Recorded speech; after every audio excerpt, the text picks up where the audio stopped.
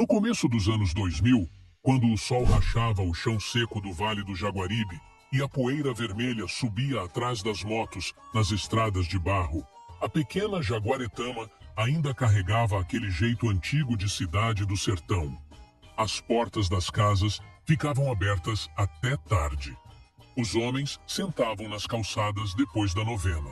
Nos bares simples, iluminados por lâmpadas fracas, o povo falava de inverno, gado magro e vaquejada.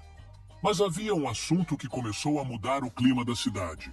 Um menino, magro, calado e de olhar parado. O nome dele era Genilson Torquato Rocha. No começo, eram só comentários espalhados pelos sítios da zona rural. Diziam que aquele garoto andava armado cedo demais. Outros falavam que ele já circulava entre homens conhecidos pela pistolagem. Mas no sertão, boato corre igual vento quente, rápido demais. Até aparecer o primeiro corpo, depois outro, e mais outro. As mortes começaram a surgir nas estradas desertas entre Jaguaretama, Jaguaribara e Morada Nova. A marca dos crimes assustava até policiais experientes. Muitos tiros, principalmente no rosto, sem chance de defesa. Segundo investigações da época, Genilson ainda era adolescente quando passou a integrar o grupo conhecido como Filhos de Senhorzinho Diógenes, um bando envolvido numa guerra sangrenta entre famílias do sertão cearense. Tudo teria começado por causa de uma antiga desavença que virou vingança atrás de vingança. Um homem denunciou outro durante uma abordagem policial em Jaguaretama. Depois disso, começaram os assassinatos e nunca mais pararam. No interior, o medo foi tomando conta devagar. As pessoas passaram a evitar certos caminhos depois do pôr do sol. Muita gente dormia escutando o cachorro latir distante e imaginando se alguém estava chegando armado na porteira. O parceiro inseparável de Genilson era Lucivando Saraiva Diógenes, conhecido como Gordo, um pistoleiro já temido em toda a região. Diziam que ele conhecia cada trilha da Caatinga, cada esconderijo entre os matos secos do Jaguaribe. Genilson aprendeu rápido, rápido demais. Os investigadores diziam que ele tinha uma frieza incomum, até mesmo para criminosos adultos. Falava pouco, não bebia, não se alterava. Apenas executava. Um promotor que participou do caso resumiu anos depois com uma frase que marcou o Ceará inteiro. Ele matava como quem respirava. E talvez fosse exatamente isso que mais assustava. Não era um homem velho endurecido pela violência. Era praticamente um menino. Com o tempo, o nome de menor, apelido usado para se referir a Genilson naquela época, começou a circular em voz baixa nos bares, nos açougues e até nas missas da região. Ninguém queria falar muito, porque no sertão, às vezes sobreviver significa apenas uma coisa: fingir que não viu.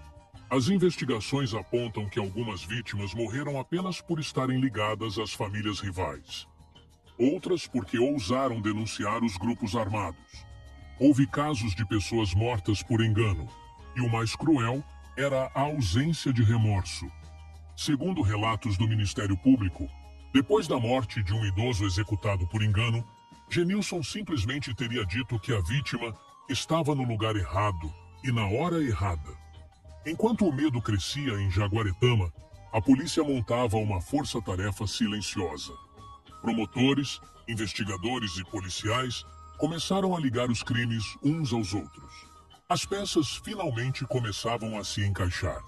E no meio daquela sequência de mortes espalhadas pelo sertão, um detalhe assustava ainda mais.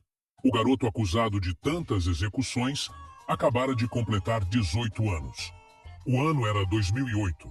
O sertão do Ceará amanhecia cedo, mas naquela época muita gente já acordava com medo. Em Jaguaretama, o som das motos passando, levantando poeira nas estradas de terra, fazia moradores olharem pela fresta da janela antes mesmo de abrir a porta. O nome de Genilson Torquato Rocha já tinha atravessado cidades vizinhas. Em Jaguaribara, Morada Nova e Mombaça, surgiam histórias sobre um rapaz jovem demais para carregar tanta morte nas costas. Alguns o chamavam apenas de menor. Outros preferiam nem pronunciar o nome. No sertão, certas palavras atraem desgraça. As investigações da Polícia Civil apontavam que Genilson já tinha participação em uma sequência de homicídios ligados à guerra entre famílias rivais do Vale do Jaguaribe. As emboscadas aconteciam quase sempre do mesmo jeito. Estradas vazias, trechos cercados por mato seco, curvas sem iluminação. As vítimas eram surpreendidas sem qualquer chance de reação. Os policiais começaram a perceber que existia um padrão. O grupo observava a rotina das vítimas durante dias. Sabiam a hora que o homem saía para comprar ração, visitar parentes ou buscar água em comunidades distantes. Quando a pessoa menos esperava, vinha o ataque. Rápido, violento, definitivo. As rajadas ecoavam pela caatinga seca, assustando pássaros e fazendo cachorros latirem nos sítios próximos. Depois vinha o silêncio. Sempre o silêncio. Naqueles anos, o parceiro inseparável de Genilson continuava sendo Lucivando Saraiva Diógenes, o famoso Gordo. Para muitos moradores, era ele quem comandava a parte mais brutal do grupo. Conhecia esconderijos em áreas isoladas da Caatinga e vivia mudando de lugar para escapar da polícia.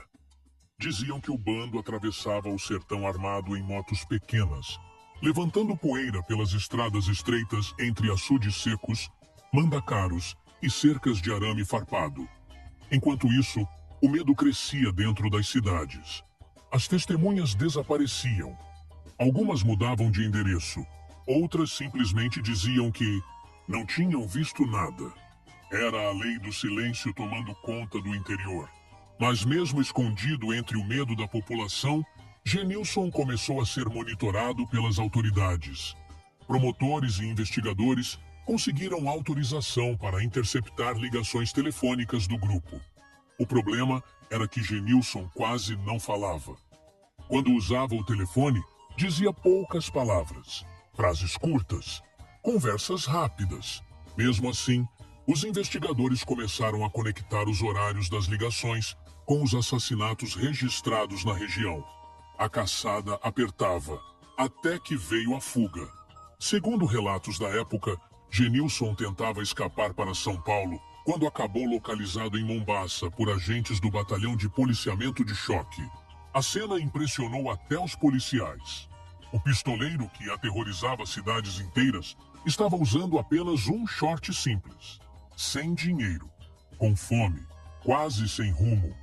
Um promotor que participou da prisão contou depois que precisaram providenciar uma camiseta e um par de calçados para ele. Também compraram salgados porque Genilson dizia estar faminto. Quando abriram a caixa, veio um momento que ninguém esqueceu. Ele perguntou o que era aquilo. Nunca tinha comido salgado. Disse que só conhecia comida típica do sertão: cuscuz, carneiro e tapioca. Aquela cena criou um contraste difícil de explicar. De um lado, um dos criminosos mais temidos do interior cearense. Do outro, um rapaz pobre, criado isolado na zona rural, que parecia carregar ainda hábitos simples de menino do sertão. Mas a imagem humilde desapareceu rápido durante os depoimentos. Segundo investigadores, Genilson começou a confessar crimes com uma tranquilidade assustadora. Descrevia emboscadas, perseguições e execuções sem demonstrar emoção. Como se estivesse contando histórias comuns do cotidiano. A notícia da prisão se espalhou pelo Ceará inteiro. E quando ele foi levado de volta para Jaguaretama, centenas de curiosos ficaram em frente ao fórum tentando ver o rosto do homem acusado de espalhar medo pelo Vale do Jaguaribe. Só que enquanto a polícia comemorava a captura, um detalhe começava a preocupar os investigadores. Mesmo preso, o nome de Genilson continuava circulando pelas estradas do sertão. E havia quem dissesse que aquela história ainda estava longe de acabar. Depois da prisão de Genilson Torquato Rocha, muita gente acreditou que o sertão finalmente voltaria a respirar em paz. Durante um tempo, As noites em Jaguaretama pareciam menos pesadas. Os moradores já conseguiam sentar novamente nas calçadas depois da janta. Os bares simples do interior voltaram a ter conversa alta, dominó batendo na mesa e rádio chiando músicas antigas de forró. Mas o medo nunca foi embora de verdade. Porque no Vale do Jaguaribe, as histórias de pistolagem costumam sobreviver por muito tempo.